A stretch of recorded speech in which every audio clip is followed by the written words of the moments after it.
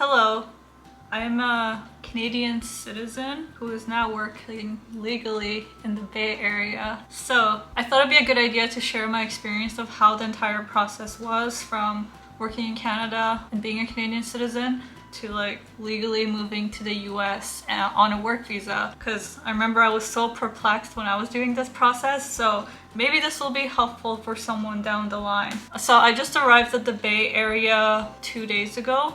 How this entire process started was I expressed to my manager that I really want to be relocated to the US so I can be close to my colleagues and actually go to an office. I'm not a fan of remote work. I think remote work is horrible for people who are young and early in their careers. Who the heck wants to be stuck in their four-cornered room the entire time? Sure, if you're one of those people that is a digital nomad and you're like staying in really cool places every week, then okay, but I think most of us don't do that.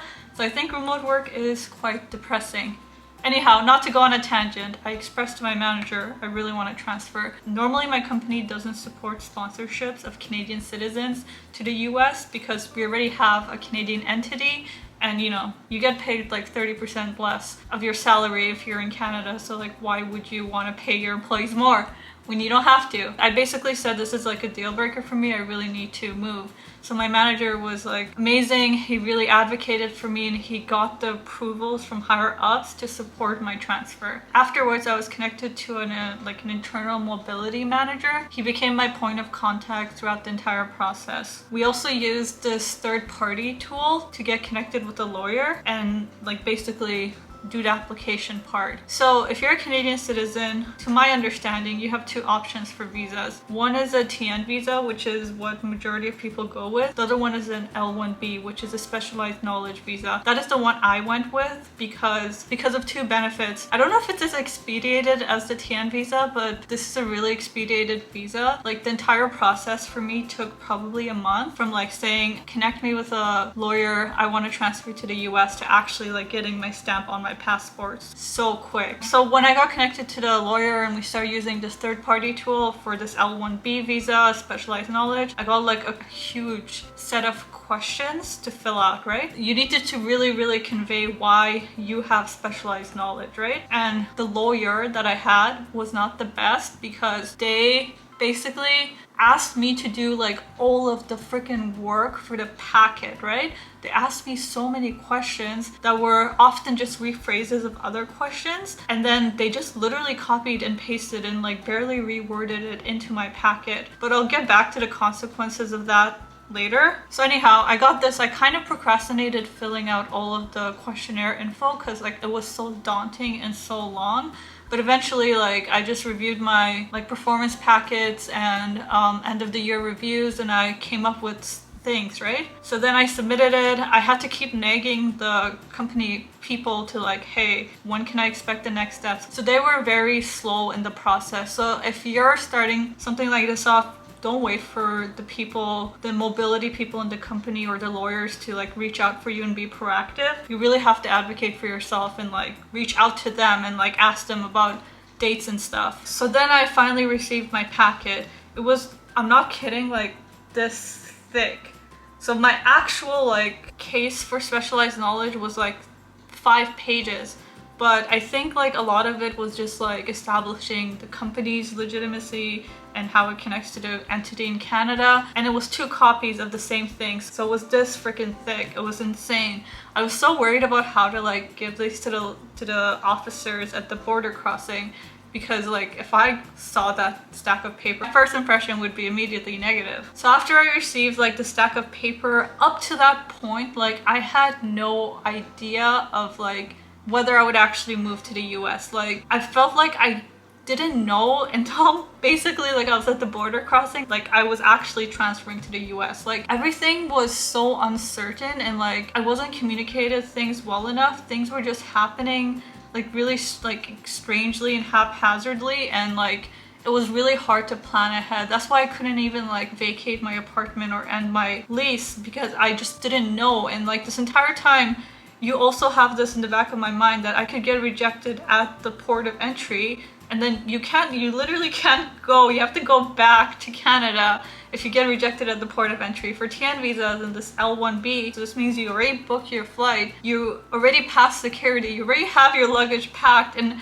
you've already like probably like burned your bridges in terms of like your apartment and selling your stuff. And then if you get rejected, then you're effed, right? You have to like, yeah, I don't know what you would do. So that's why I didn't even end my apartment lease. I just subletted it, and I sold some of my stuff that I wanted to get rid of as junk anyway, but the majority of it I had to like keep to be prepared for the worst case, which is getting rejected at the port of entry. So I guess to get back to the process, I checked into my flight, I went through security, I talked to the officers, I was like, I'm applying for a work visa. They directed me to this, I don't know what it's called to be honest, but it's like this US border protection control something. And then I went there, it was completely empty, thank God. I took out, I had my like this stack of paper in an Amazon box, and they just grabbed it from me, and then they said it's gonna take a bit. So I was just sitting there, I sat there for 45 minutes while they were like looking through all the paperwork. Finally, after like 45 minutes, an officer came up to me while I was like in the waiting area, and he informally asked me questions. This entire time I thought I was expecting like a formal interview, like you sit down and they're like, okay, what's your specialization, etc, etc, etc. The last Friday before like I went on PTO for a week before my move, I sat down with the lawyer that was in charge of my case, and she gave me lots of advice and tips. And one advice she gave me was like, don't argue with the officer. And I was like, who would argue with the officer? That sounds ridiculous. And she said that if you get rejected, then just like ask them for feedback in written form preferably, and then we'll like iterate on it. So the officer comes to me and he's asking me questions, right? And we're having like a language understanding issue, like he's misunderstanding me. He asked me a bunch of questions, right? I didn't recognize that this was like the only opportunity I had to talk to the officer and make my case, because my actual packet was kind of crap. They literally just copied and pasted the answers I gave to them instead of like actually making a persuasive case and like relying on precedents, right? So I was trying to tell the officer, who was having a bit of trouble understanding me, like, you know, I'm the second most tenured engineer on the team, so I carry a lot of context about things because we don't document everything. And he was like, 10 years? No, you haven't worked for 10 years. I was like, no, 10 years. And then he just kept asking like, how many other engineers can do the same job as you? And I remember my lawyer said to be like, kind of like arrogantly confident. I was like, no one else can do the same job as me. And then, so yeah, I went and sat back down, and next thing I know, like 15 minutes later, this entire process probably took over an hour. He comes back with a piece of paper. He's telling me L1B is specialized knowledge. It's pretty rare. You've only worked at this company like over a year or something, right? You don't have a strong case for specialized knowledge. And like my heart dropped. I was like, I just spent the entire week stressing so hard about like emptying my apartment a bit, looking for sublets, trying to pack for the US for like this perpetual feeling. It feels like a perpetual move. And then I was like at the very last stage, and this guy was about to tell me that I don't meet the qualifications that I certainly do. And then I understood why the lawyer said don't be argumentative, because you know, the officers, they have no understanding of like what it entails to be a software engineer, or what your day-to-day is, and like what code bases are, and like what product features are. So my heart dropped, right? And then he said, but I'm giving it to you because of, I honestly didn't understand, like I didn't listen to what else he like said for like why he is giving it to me. I just got emotional. I know it's so bad. I got emotional in front of the freaking officer, but I think it was just like the accumulation of the like moving countries to a different environment and like all the stress of moving and everything. And then yeah, I got my stamp. I paid a fee, like $1,000, which I'm gonna expense with work.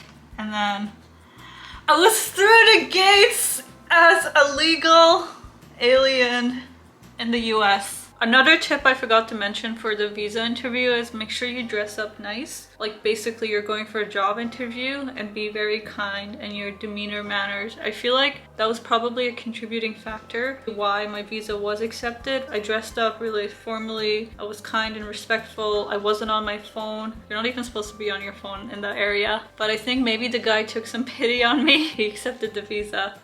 But to be honest, like I'm also kind of mad because like I don't understand. I wasn't given an opportunity to actually express like why my knowledge was specialized, because it is.